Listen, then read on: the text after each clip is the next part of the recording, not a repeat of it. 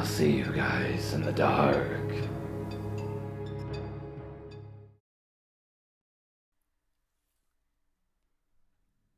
I ran a bunch of errands yesterday.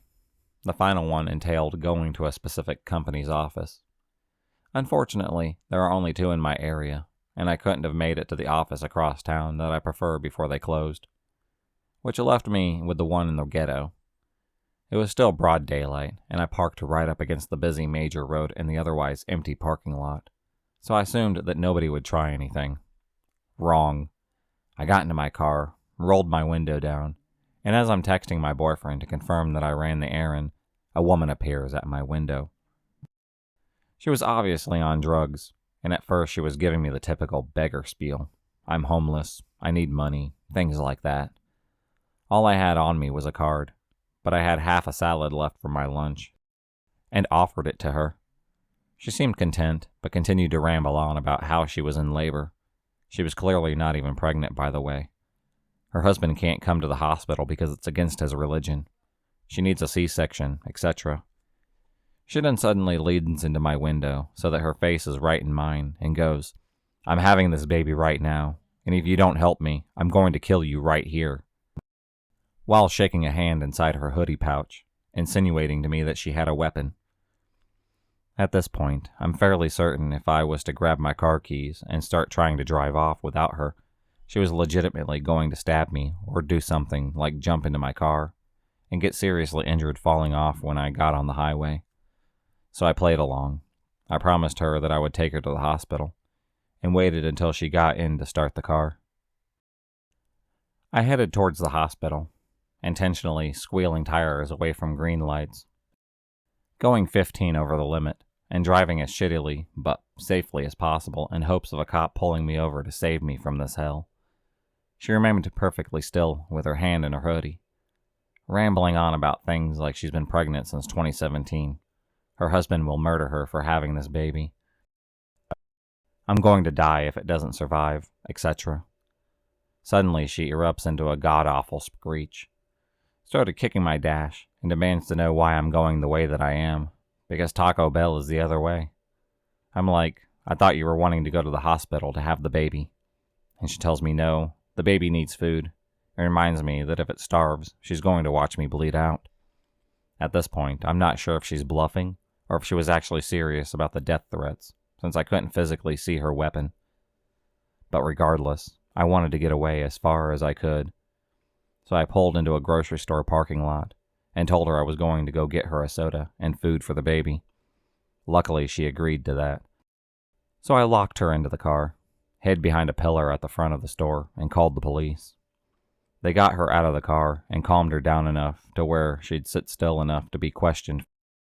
I couldn't hear what they were saying, but they were very patient with her as she was trying to kick their legs, and I could hear her screeching occasionally. Eventually, one approached me from my statement, told me that I did the right thing by not upsetting her, and thanked me for calling the help instead of escalating the situation. He escorted me back to the car after making sure I was physically and mentally okay to drive. And as I was heading down the highway towards my house, a bunch of ambulances were tearing down the road towards the grocery store that I parked at. I haven't seen anything on the news, and I haven't received any calls from the PD yet, but I hope everything turned out okay, and she didn't hurt herself or someone else. So if you're still out there, lady, I hope that you get the help that you need, but I truly don't ever want to see you again.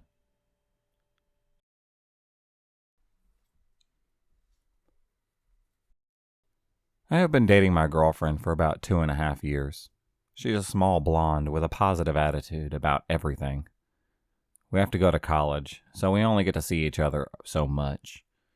Her college is in New Hampshire, and mine is in Massachusetts. Since she doesn't have a car, I drive up to her in my old red car that I got from my grandmother a while back. I'm not a huge fan of the car, but I got it basically free, so I can't complain. I never have an issue making this 1.5-hour drive, but a few weeks ago, I got more than my fill. I visited my girlfriend, and it's already becoming a rough day. We wanted the dorm room to ourselves, but her bitchy roommate wouldn't leave, so we hung out in the common room. After spending most of the day together, we finally called it time for me to head back to my own college. I said goodbye, and that I would text her when I get back. It was 6 o'clock anyways. And it was getting pretty dark outside given that it was winter. I normally take the New Hampshire back roads for a more scenic route, and I also like to avoid traffic. It doesn't affect the time of travel at all. Most people who live in or visit New Hampshire know that most of the back roads are not lit well with streetlights, or are even lit at all. This isn't too much of a problem because I can just put on my high beams. About 30 minutes of driving, I turned down a road that looked as if it was just a wide path. The GPS said I would be going straight for about 7 miles. And due to knowing about the way New Hampshire roads could be, I didn't think anything of it. The street was like how I mentioned before, and was narrow enough for a car and a half, was surrounded by woods, and was not lit by streetlights at all. I got about 3 or 4 miles in and saw a guy in my high beams standing in the middle of the road. He was waving down my car, asking for help. The road wasn't big enough for me to pass around him, so I had to stop. The man then came around to my driver's side window and gestured for me to put it down. I wasn't fully thinking straight, so I put my window down about halfway. He looked like an average 40 to 50-year-old man, but he gave off a disturbing presence. He told me he was having car troubles and asked me to get out of the car and help him. Now I'm a 19-year-old and have an average build with brown, surfer-style hair. None of my physical qualities hint to me knowing anything about cars. I then told him that I knew nothing about cars, and that if he really needed help, that I could call him a mechanic or maybe a tow truck. He kept gesturing to his black rusted pickup truck and insisted that I got out to help him. This started giving me the chills, and I didn't know what to do. That is when I noticed there was someone crouching behind the truck. The man couldn't tell that I began to internally panic. My fight or flight senses kicked into gear, and I chose to try something risky. I then told the guy that I would pull over to the side of the road up ahead and get out to see what I can do to help him with it. This seemed to work, and the guy began to smile. He backed off of my car, and I stepped as hard as I could on my gas pedal. I sped off and looked in my rearview mirror to see both men run out into the middle of the road and just stand there. I kept driving as fast as I could until I got off the road into a nearby gas station where I called the police. I told the dispatch my experience and asked if I needed to stick around for any questioning. They told me they would send some officers out to check the street, and I was fine to continue on driving. I then called my girlfriend and told her what happened. She was just happy that I was safe. I have no idea what those guys' intentions were. I'm pretty sure they were going to carjack me. I really don't know if they were actually having car troubles. So needless to say, after that night, I will not be driving on the back roads alone at night anymore. And also to the men that were having car troubles, you may want to think twice before you try to do something like that again.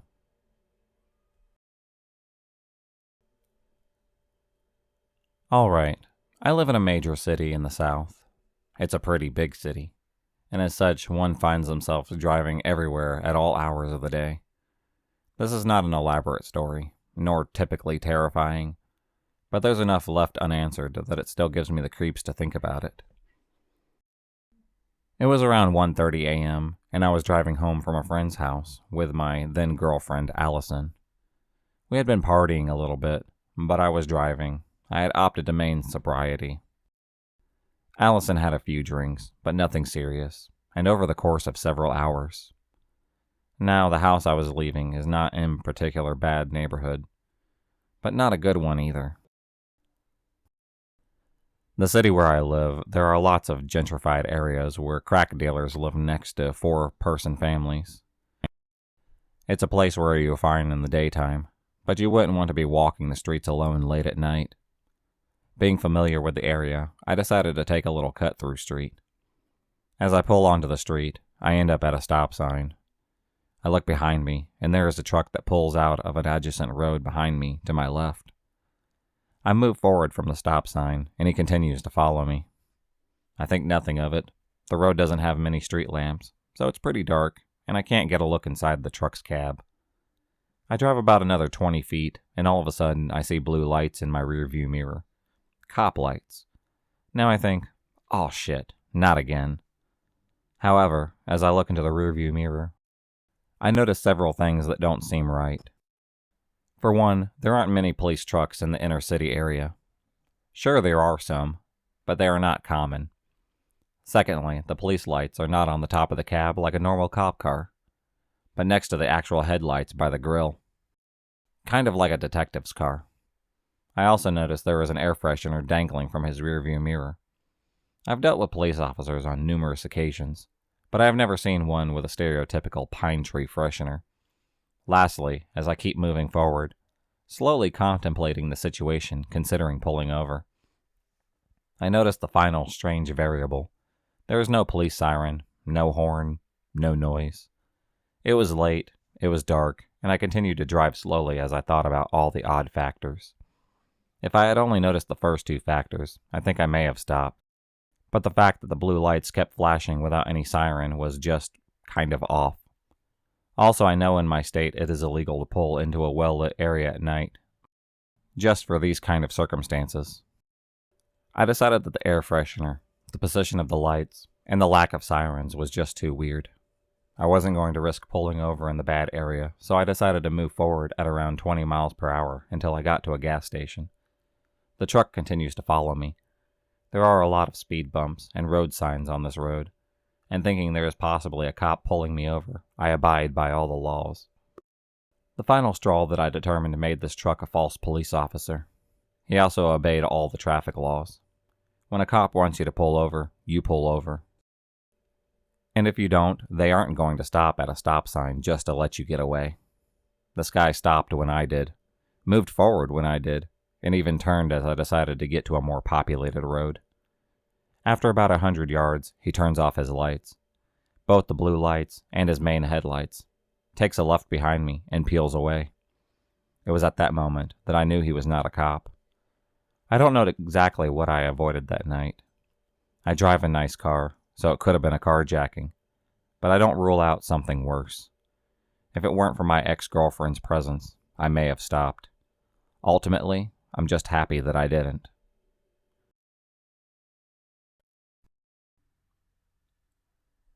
In 1996, while my husband Brandon and I were still dating, we went to Reno, Nevada, for a week to celebrate his birthday. I brought my sister Leah and her boyfriend Nathan because he had family in the area he hadn't seen for years, and Leah had never met. So why not? The more the merrier in a creamed little Dodge Neon on a road trip from the Salem-ish area in Oregon through California to visit some of Brandon's family, and finally to Reno. After several days, laundry was piled up, so Leah and I decided to find a laundromat while the guys went to go check out the motel pool. That's when I spot a guy across the parking lot. He was running towards us and shouting. He's dressed only in jean cutoffs and sneakers, so I don't see where he could be hiding a weapon. So I'm more curious than scared. Leah and the laundry are in the car, but I'm standing outside the car with the driver's door open. The strange guy runs up to me, and I don't remember how he started, but he begins to insist my car was actually his. I kind of think this is funny at first, until he puts one of the hands on the car door and the other on the roof, getting right in my face, shaking the car as he demands I give him his car. The adrenaline kicks in, and I summon my inner George McFly and shout, "Get your damn hands off my car!" Strange dude seems startled and steps back, hands raised in front of him. Brandon and Nathan are still in the parking lot yelling at the strange dude to go away, as I am a bad person for being disappointed. Neither of them punched the strange dude in the back of the head or something, so I tell them to get in the car and leave with us. I was afraid that strange dude might actually be capable of, and didn't want to leave the guys alone with him. Once we were in the car and away from the motel, my nerves got out, and I was seized with hysterical laughter. We finally found a laundromat that also had TVs and slot machines. Every business in Reno has slot machines, so we were occupied for a few hours. When we got back to the motel, strange dude was gone, much to our relief. Now, this part is hearsay, because my sister said she was too scared to look out of the curtains. But the next day, she claimed she was awakened by shouting in the parking lot. Supposedly, she heard two men arguing, one insisting that my car was his, and another telling the first to leave. I don't know if it was strange dude and another motel occupant or management. I just know that I'm ever in Reno again for whatever reason. Strange carjacker wannabe. I really don't want to meet you ever again. But here's the funny thing. I bought the used car. The previous owner was a car rental agency in Reno.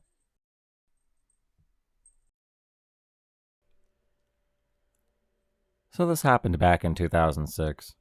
I was a military wife living on a base in the U.S. And just down the street from the base was a Walmart where most of us did our shopping. However, the area had started to go downhill, and the base sent out a notice warning to us to be careful if we shopped there. It was December, early evening, and I realized I'd run out of wrapping paper, so I decided to run to Walmart and go get some. I leave the kids with my husband and shelp out to the store. Once I get there, I think of a few more things I need, so I start browsing around. All of a sudden, I notice this creepy guy following me. At first, I thought it was a coincidence, but then I realized it's not, so I head for the checkout. Once I get there, I realize that the man had disappeared. Thank God. I start to relax a little bit. I leave the store and start walking to my car. All of a sudden, I notice the creepy guy is following me again. I start pushing the cart as fast as I can towards the car, and as I'm thinking to myself, how am I going to get all these bags in before he grabs me? Then I notice a car pull in close to mine, and people started to get out, so I race to my car and put my bags in, and then get in. By that time, the people in the car have walked off. It's okay, I'm safe now. All of a sudden, a face appears against my driver's side window, and it's the creepy guy. He's trying to open my car. Luckily, my car had the option when you put it in gear, it automatically locked the doors. Well, I start to back out, and the guy is holding onto my car and banging on the window. I guess trying to break it. I get out of the spot and gun it out of the parking lot. He held on for a few more seconds, trying to break open the window before my speed made him have to let go. I got home and was in hysterics and shaking. My husband calmed me down, and we called the police. I gave them the description of the guy.